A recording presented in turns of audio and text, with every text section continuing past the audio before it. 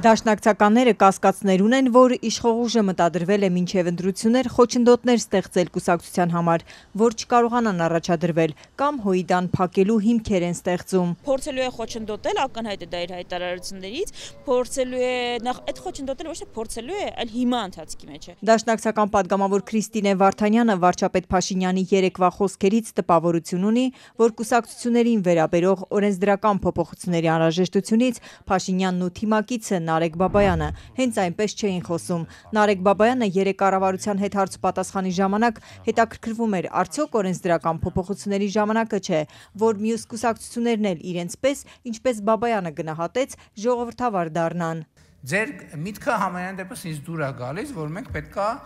ժողովրդավարական երկիր ենք, ուրեմն մենք պետքա գտնենք մեխանիզմներ, որ այն կուսակցությունը, որ գործում է մեր երկրում, իրենք նույնպես համապատասխանեն ժողովրդավարության եւ թափանցիկության կանոններին։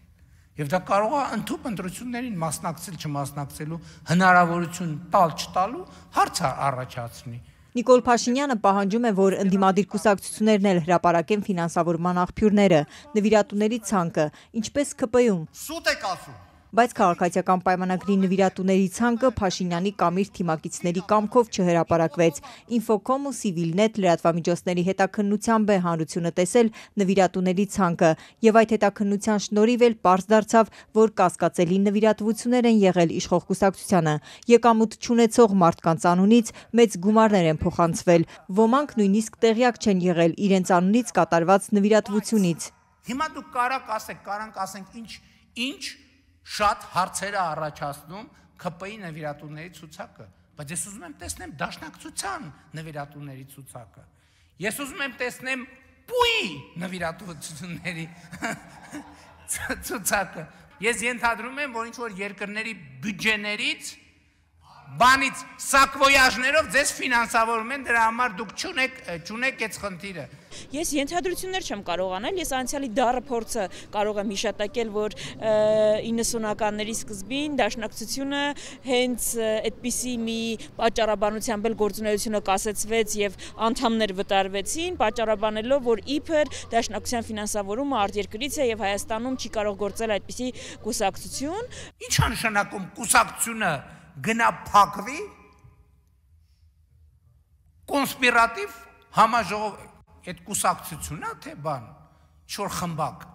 Փաշինյանը դժգոհ է նաև դաշնակցական ժողովների տևողությունից ու ձևից, սա էլ է ուզում արգելել։ Կոնսպիրատիվ չեմ ուզում ասեմ ահաբեկչական։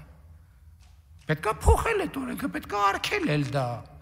Դաշնակցությունը փակելու ողջամիտ կասկածների աղբյուրը Քրիստինե Վարդանյանը համարում է նաև Փաշինյանի թիմակցի ԿՊԱ-ական падգամավոր Հասմիկ Հակոբյանի հայտարարությունը։ 3 ամիս առաջ իշխանական падգամավորը Facebook-ում գրել էր, թե ժամանակն է մտածել դաշնակցությունը կրկին փակելու ու այն տերորիստական կազմավորման մեջ ներառելու մասին։ Դա իմ անձնական կարծիքն է, սա բնականաբար կուսակցության դիրքորոշում չէ, դա անգամ չի քննարկվել։ Իշխանական падգամավորը վստահեցնում է, սա իր կարծիքն է ու քաղաքացիական պայմանագրում հույդան փակելու հարց չեն քննարկում։ Արդեն 3-րդ ամիսն է, իրենց դատարկ օրակարգը լցնում են այս նույն մեկնաբանությամբ եւ ամեն ինչ կապում են դրա հետ։ Կոնկրետ ինչ փոփոխություններ են անելու ու արդյոք դա կազդի 135-ամյա դաշնակցության գործունեության վրա պարզ չէ։ Ազգային ժողովում էլ Նիկոլ Փաշինյանն իր կասկածներից խոսեց ու այդ կասկածները օրենսդրական փոփոխություններով փարատելու մտադրությունից, բայց հույդայի գործունեությունն արգելելու կասեցնելու մասին ուղիղ ոչինչ չասաց։